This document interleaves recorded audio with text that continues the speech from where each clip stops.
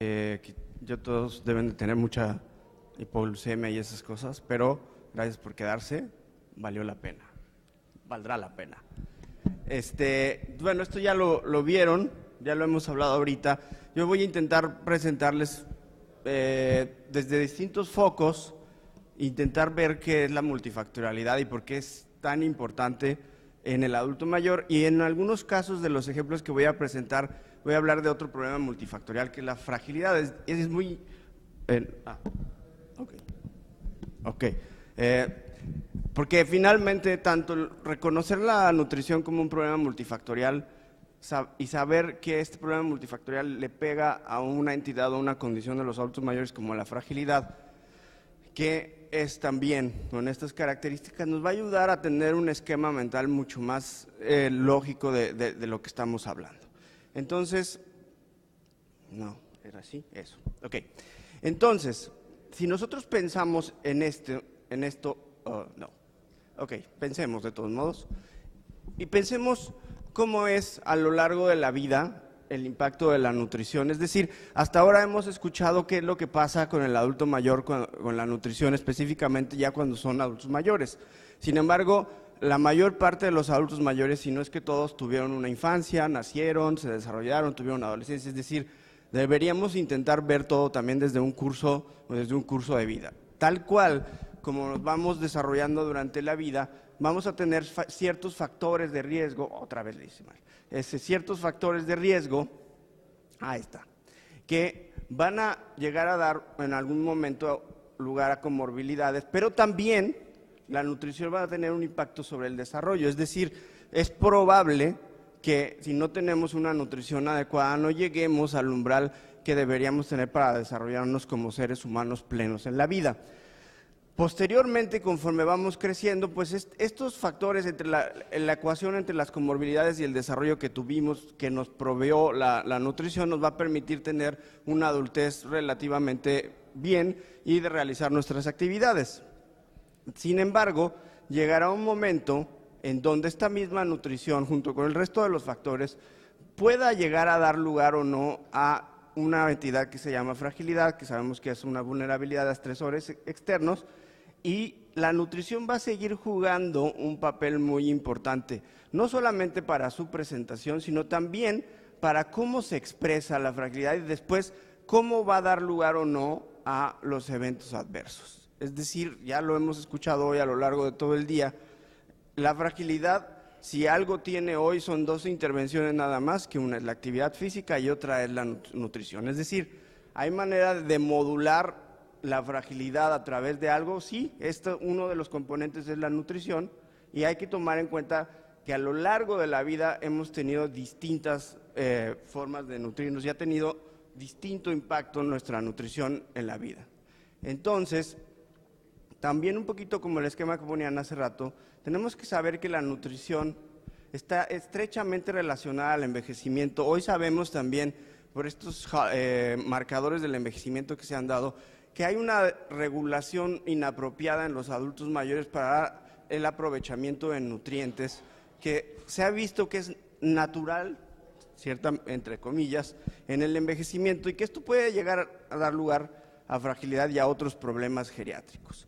El enfoque de curso de vida que les estoy proponiendo, es decir, no solo les estoy proponiendo un enfoque puntual, es decir, exactamente lo que pasa en el adulto mayor. Entonces aquí tenemos un primer aspecto de la multidisciplina. No es suficiente con conocer el estado actual del adulto mayor, sino también conocer qué es lo que ha pasado a lo largo de su vida. Yo recuerdo ahorita rápidamente una paciente que me contaba que de niña había tenido un problema de tuberculosis en la piel y la había tenido que trasladar en México desde el norte hasta el centro en un tren, en un tiempo en donde no había otra forma de transportarse y se desnutrió en todo ese momento, y entonces da lugar a una adulta mayor mucho más vulnerable que el resto de mis pacientes. Si yo no conociera ese detalle, yo estaría muy extrañado de por qué ella a esa edad podría estar teniendo ese problema. No olvidarnos también de cómo percibimos, probablemente, no lo sé de cierto, esto habrá que investigarlo, pero las nuevas generaciones de adultos mayores vengan con muchos mayores problemas psicológicos con respecto a la comida. Es decir, van a traer problemas de anorexia, van a traer problemas de bulimia, si no es que ya también ya los estamos viendo. Es decir, los problemas que ahora vemos en los jóvenes, o en los adultos más jóvenes, los vamos a empezar a ver en los adultos mayores. Y el contexto social, en donde también, de cierta manera, el que coma poco, pues es el abuelito, pues come poco, ¿qué está obligando a comer? O no come suficiente y hay que zambutirle la comida, ¿no? El contexto social es muy importante.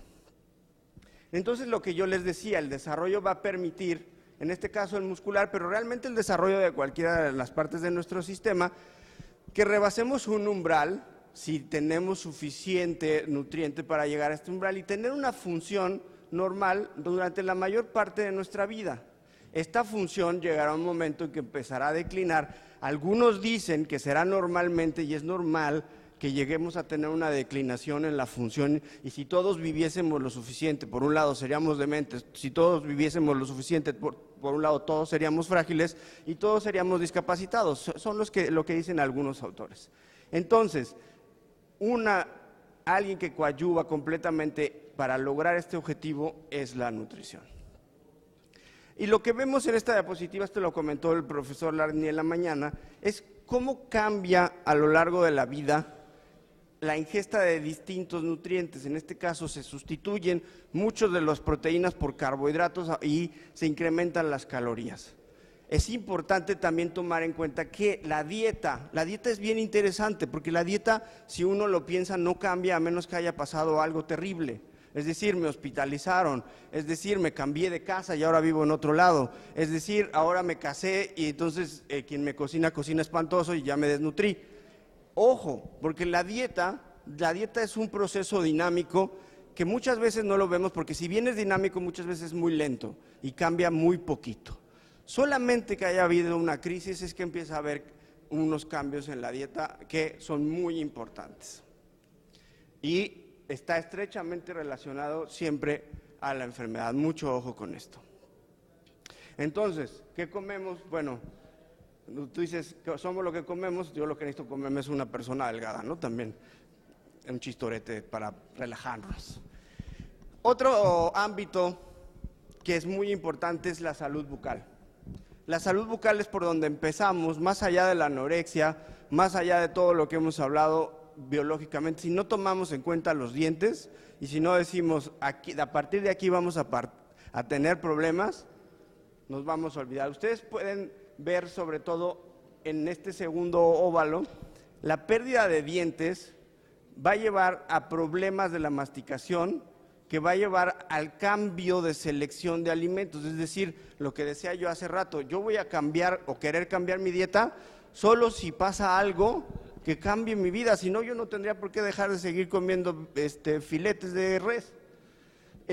Y esto va a provocar, porque curiosamente, si pierdo piezas dentales, me empieza a doler o tengo algún otro problema dentro de la boca, voy a empezar a preferir alimentos que no tengan tanto contenido proteico, que no sean fáciles de masticar. En el caso nuestro, en México, es muy común que el adulto mayor diga, pues dame un chicharrón. El chicharrón en México es un poco distinto al de ustedes, no es tan duro, es mucho más suavecito y crujiente. Entonces, pues se la pasen comiendo grasa, ¿no? Porque es lo único que pueden masticar. Tener en cuenta otro de los aspectos también de la nutrición en la microbiota, y otra vez regreso a machacarles el punto de vista del curso de vida. A lo largo del curso de vida, la microbiota va a tener distintas funciones en el cuerpo, y se ha visto que tiene un impacto sustancial en el neurodesarrollo. En el adulto mayor, lo que se ha llegado a ver es que una microbiota, en este caso, una microbiota que no está asociada a una dieta variada, nos va a dar lugar a una mayor inflamación, o sea, ahorita le estoy diciendo al revés de lo que dice la diapositiva, y menor riesgo de fragilidad. Es decir, si nosotros tenemos adultos mayores que comen poquito, adultos mayores que realmente no comen poquito, sino que comen de un solo alimento, lo que va a pasar es que va a tener una microbiota muy homogénea y eso nos va a dar problemas. Ya casi termino, ya sé que llevo más de 10 minutos, lo siento mucho. La composición corporal, esto para mí es muy importante, porque resulta que muchas veces es la única herramienta que van a tener muchos de los médicos de atención primaria y están muy acostumbrados a reaccionar y decir, es que si es obeso, pues entonces empecémosle un programa de prevención para la diabetes o de prevención de lo que ustedes quieran y tenemos que bajarlo de peso. Este estudio que está por salir, que publicamos con datos de adultos mayores mexicanos, lo que demuestra es, ustedes ven estas curvas, ustedes están acostumbrados a ver que las curvas están separadas. Este es índice de masa corporal y las categorías clásicas del índice de masa corporal exclusivamente en adultos mayores frágiles. Aquí lo que ustedes ven es que no hay diferencia entre las categorías de índice de masa corporal en adultos mayores frágiles. Es decir, que si un médico dice, este paciente es obeso, entonces vamos a bajarlo de peso, probablemente lo va a poner en riesgo o en el menor de los casos no le va a dar un beneficio de la baja de peso porque se diluye el efecto en los adultos mayores. En este otro caso es circunferencia abdominal, donde tampoco hay diferencia estadísticamente significativa. En donde sí vemos en los adultos mayores frágiles que hay diferencia es la circunferencia de pantorrilla. El punto de corte en este caso fue de 31 centímetros y pacientes adultos mayores frágiles con esta circunferencia pequeña sí están en riesgo, no así ni los obesos ni los que tengan una mayor circunferencia abdominal. Un aspecto muy importante y quizás el más multidisciplinario de todos y que tiene mucho que ver en nuestros países es la seguridad alimentaria. Sí, todo está muy bien, qué bien las proteínas, qué bien los micronutrientes, qué padre que estamos viendo molibdeno en orina, muy bien. Pero resulta que en la tienda de la esquina no hay nada más que cerdo con grasa animal para comer. Y es todo lo que venden en 20 kilómetros a la redonda.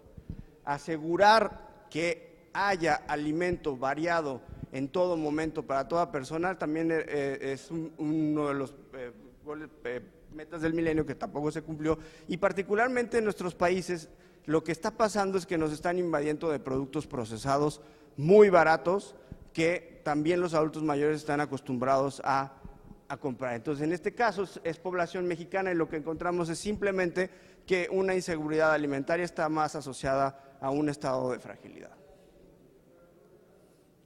La selección de alimentos, evidentemente, si yo tengo una menor seguridad alimentaria, tengo poco dinero, voy a tener menos variabilidad en la dieta.